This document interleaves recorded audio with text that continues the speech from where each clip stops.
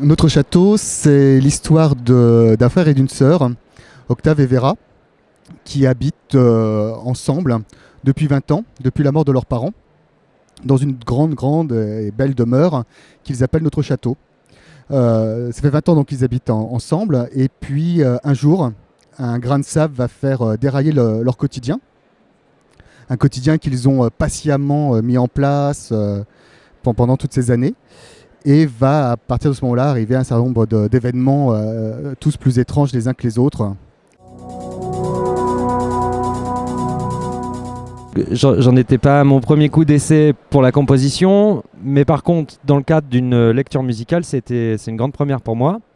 C'était un défi qui m'intéressait, qui n'était pas facile, dans le sens où c'est pas du tout la même manière d'écrire pour une chanson, par exemple, et pour une lecture. Donc, c'est-à-dire qu'il y a, enfin, je me suis confronté à pas mal de contraintes, aussi bien mélodiques que rythmiques, ne pas prendre le dessus, enfin vraiment écrire, c'était plutôt comme mettre de la couleur derrière, en fait, de la couleur audio, quoi.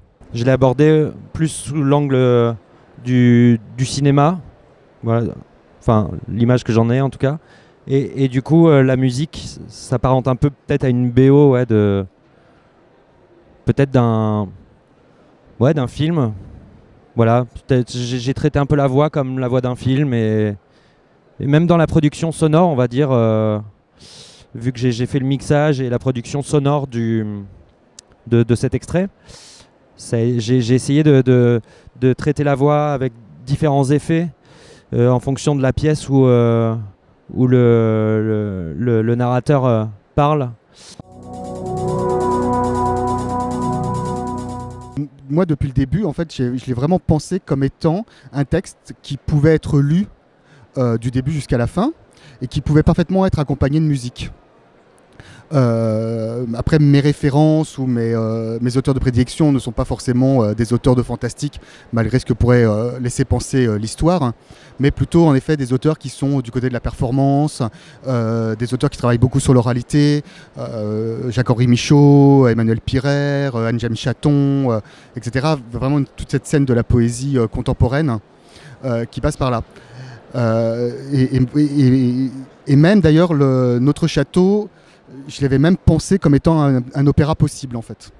Pour moi, c'est vraiment important qu'il puisse avoir une vie en dehors ou en plus du support papier, sachant que l'un n'empêche pas l'autre, et que l'un ne doit pas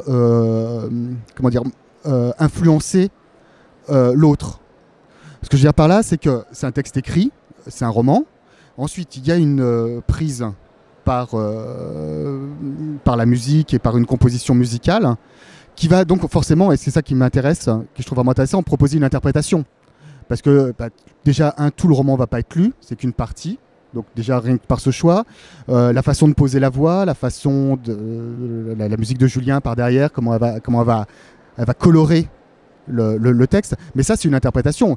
Mais cette interprétation n'est pas mieux ou pire que l'interprétation que peut en faire un lecteur en découvrant le texte, voire en le lisant un peu à voix haute chez lui ou pour lui.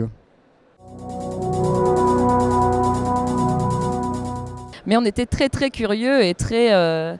Moi, j'attendais beaucoup l'avis d'Emmanuel, parce que la voix du personnage principal, Octave, est extrêmement particulière. C'est un garçon, je suis une fille. C'est vraiment une voix qui se scande. Il y avait énormément de répétitions. Enfin, c'est vraiment pas un texte évident à lire. Voilà, donc j'étais j'étais très anxieuse, quoi, de la réaction d'Emmanuel. Et donc il y a eu un grand ouf de soulagement. Puis après, on s'est dit, allez, faisons vivre la lecture, faisons vivre le texte. Il y a un énorme clin d'œil qui est vraiment malicieux, puisque la lecture aura lieu le jeudi 31 mars, et en fait le roman commence un jeudi 31 mars. Voilà, donc c'est chouette, enfin moi ça m'amuse bien de cette espèce de double incarnation du texte ce jour-là.